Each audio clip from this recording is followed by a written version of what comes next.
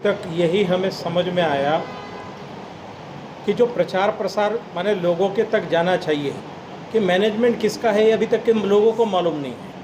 लगभग 80-90% लोगों को ये मालूम नहीं है कि मैनेजमेंट कौन कर रहा है और किस तरह का है। लोग तो देखते हैं कि वहाँ भंते दिखाई देते हैं, लेकिन जो दिखाई दे रहे हैं वो भंते लोगों को कोई पावर नहीं है, कुछ भी नहीं है, ऐसे ही बिठाए हुए हैं। भंते लोग आए थे, चारों ने मिल करके जो काम किया, जो बोधगया के आसपास विकास देख रहे हैं वो सब लोगों ने मिल के किया हुआ एक फल देख रहे हैं। लेकिन बाद में फिर जो है ऐसे लोग बैठे कि जो केवल लेते रहे, अपने घर मकान भरते रहे। को सड़क पे जो बौद्ध धर्म के मानने वाले लोग हैं, जो संविधान सबको अधिकार देता है, धार्मिक स्वतंत्रता का अधिकार है। यदि बौद्ध धर्म एक स्वतंत्र धर्म है तो उनके सारे अधिकार बौद्ध धर्मों के पास में होना चाहिए। और जो उनका सबसे बड़ा धार्मिक स्थल जो महाबोधि मंदिर है, वो आज भी 1949 BTMC एक्ट के अनुसार इनके हाथ में नहीं है। तो इसकी लड़ाई ये सड़क पे लड़ेंगे और हम सदन में तो लड़ ही रहे हैं। देखिए, सरकार की गंभीरता दिखती है कि इनके मानने वाले लोग कितना अपने सवाल पे संजीदा हैं। यदि ये 17 सितंबर का जो लड़ाई है, जो मार्च है, 5 लाख लोग जब सड़क पे मार्च करेंगे शांति तरीके से, तो सिर्फ बिहार का मामला नहीं होगा, ये पूरे दुनिया का मामला बनेगा।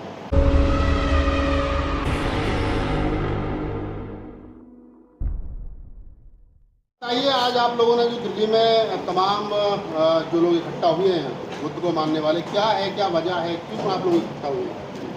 देखिए, ये सबसे पहले सभी को नमस्कार, नमो बुद्धाया। विशेष करके आज दिल्ली में जो एक सम्मेलन चल रही है, इसमें तमाम देश से बौद्ध का प्रतिनिधि आप आए हुए हैं। जैसे हरियाणा से सतबीर बौद्ध जी, उनके टीम अमरजीत जी हुआ, उसी प्रकार से महाराष्ट्र से सुनील सारीपुत्र जी, कैप्टन प्रवीण जी, इस प्रकार से तमिलनाडु से श्रीलंका के जस्ट 30 किलोमीटर खाली श्रीलंका के बॉर्डर है, वहाँ से भी आए हुए हैं ब्रह्म जी। हमारे बीच में वेंकटेश जी आए हुए हैं कर्नाटका से, हंते बुद्ध घोष जी तेलंगाना से, रमेश बैंकर जी जो गुजरात से आए हुए हैं, पश्चिम बंगाल कोलकाता से विनयरक्षित भांते जी, और इंडो तिब्बतन फ्रेंडशिप जो एक्स ये रह चुके हैं, गवर्नर रह चुके हैं, आचार्य फुनचुक ऋषि फुनचुक जी, और विभिन्न हमारे ऑल इंडिया बुद्धिस्ट फोरम के चीफ एडवाइज़र प्रगतिशील भांते जी, AK जिम्बा जी, और वाइस प्रेसिडेंट हमारे लोबजंग जी, इसी प्रकार से काफ़ी सुधीर जी। तो सभी ये संपूर्ण आज का विशेष आज का सभा में एडवोकेट राजेंद्र पाल गौतम जी भी उपस्थित थे। उनके कुछ काम की वजह से थोड़ा जल्दी निकल गया अभी। सतबीर जी, सतीश जी, अब सबसे बड़ी बात है बिहार के MLA विधायक सतीश कुमार जी, जिन्होंने इस विषय BTMC एक्ट 1949 के एक्ट के लिए जहाँ पर एक प्रावधान है सिर्फ 4 ही बौद्ध है, कमेटी में कुल 9 में से 4 ही बौद्ध है। विश्व में किसी भी धर्मस्थल का जो भी है प्रबंधन कमेटी, उसी धर्म के लोग ही संचालन करते हैं। लेकिन ये अचंभित बात है, ये अभी तक भी BTMC एक्ट 1949 बोध गया के जो बौद्धों के सबसे पवित्र आस्था के केंद्र है, यहाँ पर बौद्ध मात्र 4 ही है, और जो भी निर्णय होती है तो जो अबौद्ध है उनकी तरफ से उनकी भारी मेजॉरिटी होने के कारण ही होती है। अभी सरकार ने पिछले साल कमेटी में फेरबदल की गई है, नई कमेटी आई है जिसमें 4 बौद्ध और 2 अन्य धर्म के रखे हुए हैं, और DM रहते हैं आपका चेयरमैन। तो ये एक्चुअली हम समझते हैं कि जो एक्ट में जो है, एक्ट में तो क्लियरली लिखा हुआ है 4 बौद्ध और 4 अन्य धर्म के DM रहेंगे एज अ चेयरमैन। तो हम बात कर रहे हैं संपूर्ण रूप से DM रहे एज अ चेयरमैन, लेकिन जो आर्ट का आर्ट ही बौद्ध होना चाहिए, ये हमारी मांग है। अब कुछ किसी से बात हो रही थी, नहीं वहाँ तो अभी 4 बौद्ध है, अभी 2 अबौद्ध है। लेकिन हमारा कहना क्या है कि एक्ट में जो लिखा है एक्ट को संशोधन किया जाए या निरस्त किया जाए, या ऐसा प्रावधान नहीं है तो हमको भी किसी अन्य धर्म के धर्मस्थल पर एज अ मेंबर रखा जाए या मस्जिद में रखा जाए, ऐसा प्रावधान नहीं है। तो ये बड़ी, इसके लिए हम लोग काफ़ी मीटिंग की है, अभी 23 जून को हुई थी, और सतीश कुमार जी ने विधानसभा में बात भी उठाई है, लेकिन अभी तक कुछ सरकार से जवाब लामा जी, नहीं। आपसे पूर्व में भी भंते सुरेश ससाई हो, भंते आनंद हो, बौद्ध गया मुक्ति आंदोलन को लेकर के देशव्यापी आंदोलन कर चुके हैं। भंते सुरेश ससाई के नेतृत्व में और भंते आनंद जी के नेतृत्व में जो आंदोलन हुए हैं, उसमें लालू जी की सरकार में जो संशोधन हुए, अब आप फिर दोबारा से एक्ट को बदलने की बात कर रहे हैं, तो आपको लगता है कि सरकार आपकी बात मानेगी? देखिए, हम अपना मांग रखेंगे, एक है बौद्ध, और अन्य पूर्ण कानून नहीं मांग रहे हम लोग, जो है जायज़ है वो मांग रहे हैं। और विगत दिन में जो भंते सुरेश ससाई जी ने जो आंदोलन की थी 91 से, उनको धन्यवाद देना चाहेंगे कि उनके आंदोलन से ही काफ़ी बौद्धों को ये मालूम चली, चरम आंदोलन हुई थी, लेकिन उस आंदोलन को विफल किया गया या विफल हुआ, कई कारण हो सकती है उसका। और इसी कारण से हमने देखा कि भंते सुरेश ससाई का जो आंदोलन हुई थी, 30 साल गुजर गए, लेकिन सब चुपचाप बैठे हुए हैं, बड़ी बड़ी संस्था भी चुपचाप बैठे हुए हैं। तो इसी आधार पर पिछली साल 22 अप्रैल में हम लोग ने बोध गया में सभी को बुलाकर ये निर्णय ली कि आगे क्या रणनीति तैयार करनी होगी, कि या तो हम चुपचाप बैठे रहें या जो अन्यायपूर्ण कानून इसके हम लोग खिलाफ में आवाज़ उठाएं। तो सभी संस्था से एक आवाज़ उठी है, नहीं हम लोग को बात रखनी पड़ेगी। पिछली साल 26 नवंबर में संविधान दिवस के उपलक्ष्य में एक काफ़ी बड़ी हम लोग ने बोध गया में 50,000 बौद्ध की शांति रैली की थी। हमने अपने प्ले कार्ड में अपनी डिमांड रखे, 22 राज्य के लोग आए, और इस बार 17 सितंबर में, आने वाले ये 17 सितंबर में अनागरिक धम्मपाल की जन्मदिन के उपलक्ष्य में 160 हुआ, तो हम लोग पटना में 5 लाख बौद्ध शांति रैली करेंगे, शांति से अपनी रैली में अपनी मांग रखेंगे। और ये आपने जो प्रश्न की, आपने कहा कि ये नहीं होगा, लेकिन आप मेरे को एक चीज़ बताइए, संसार के किसी भी धर्म स्थल हो, जैसे मुस्लिम भाइयों का मक्का मदीना है, वहाँ पर मुस्लिम भाई रहते हैं एज अ कमेटी में, या क्रिश्चियनों की हो या हमारे हिंदू भाइयों की हो, वह हिंदू ही रहते हैं, तो बौद्ध के वहाँ पर अन्य धर्म के क्यों रहेंगे? यही हमारी मांग है। जो पूर्व में आंदोलन हुए हैं, चाहे भंते सुरेश ससाई हो चाहे भंते आनंद जी के नेतृत्व में, क्या कमी उनसे आपको मिली है, क्या उनसे सीख मिली है, क्या उन लोगों को भी आप इस आंदोलन का हिस्सा बनाएंगे? देखिए, किसी आपको बोल रहा था, पिछली साल 22 अप्रैल में हम लोग ने सभा की। पिछले आंदोलन विफल होने के कारण काफ़ी कारण हम लोग को सामने मिली। हम जो बौद्ध जो है हिमालय से भी है, लद्दाख से लेकर अरुणाचल प्रदेश, सिक्किम, मैं स्वयं महायाना से हूँ, तो ज़्यादातर हम लोग देखें उसका कारण होता है कि थेरावादी भांति का ज़्यादा इनका आंदोलन थी। तो इस बार जो आंदोलन हो रहा है, हिमालयन बौद्ध हो, पूरा विश्व के बौद्ध हो, थेरावादी हो, हिनायाना हो, महायाना हो, अम्बेडकरवादी हो, सभी फूले हो, सभी को लेकर हम लोग ये आंदोलन कर रहे हैं। कि जो पिछला आंदोलन था वो थेरावादी भंतों ने किया था, इस बार का जो आंदोलन है वो सारे चाहिए। देखिए, वो आंदोलन सरकार को आंदोलन को दबाने का कोशिश की जाती है, कई सारे कारण भी होते हैं, वो आपको भी मालूम है।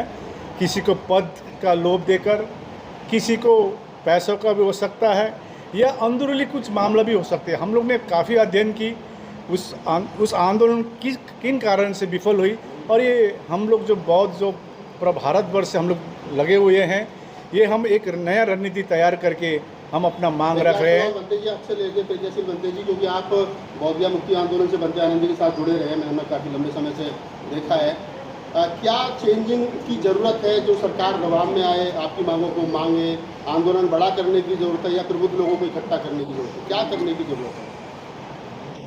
अभी तक यही हमें समझ में आया कि जो प्रचार प्रसार माने लोगों के तक जाना चाहिए कि मैनेजमेंट किसका है, ये अभी तक के लोगों को मालूम नहीं है। लगभग 80-90% लोगों को ये मालूम नहीं है कि मैनेजमेंट कौन कर रहा है और किस तरह का है। लोग तो देखते हैं कि वहाँ भंते दिखाई देते हैं, लेकिन जो दिखाई दे रहे हैं वो भंते लोगों को कोई पावर नहीं है, कुछ भी नहीं है, ऐसे बिठाए हुए हैं। तो मेन अंदर कमेटी जो है, कमेटी में सर्वे सर्वा मुख्यमंत्री के द्वारा जो गया का कलेक्टर होता है, वो कलेक्टर ही वहाँ सर्वे सर्वा होता है। तो पिछले आंदोलन का ये तो फल मिला कि अब 4 लोग चयनित होने लगे। आप भंते नहीं, पहली बार 4 लोग भंते लोग आए थे, चारों ने मिल करके जो काम किया, जो बोधगया के आसपास विकास देख रहे हैं, वो सब लोगों ने मिल के किया हुआ एक फल देख रहे हैं। लेकिन बाद में फिर जो है ऐसे लोग बैठे कि जो केवल लेते रहे, अपने घर मकान भरते रहे, तो ये सिलसिला बाद में चलते रहा। आपने कहा कि आम जनमानस तक बात नहीं पहुंच रही है, तो आपको लगता है कि इसको जन आंदोलन बनाने की जरूरत है? हाँ, तो जन आंदोलन के लिए तो हम सब इकट्ठा हुए हैं, जानकारी देने के लिए। अब सोशल मीडिया यहाँ इकट्ठा हुआ है।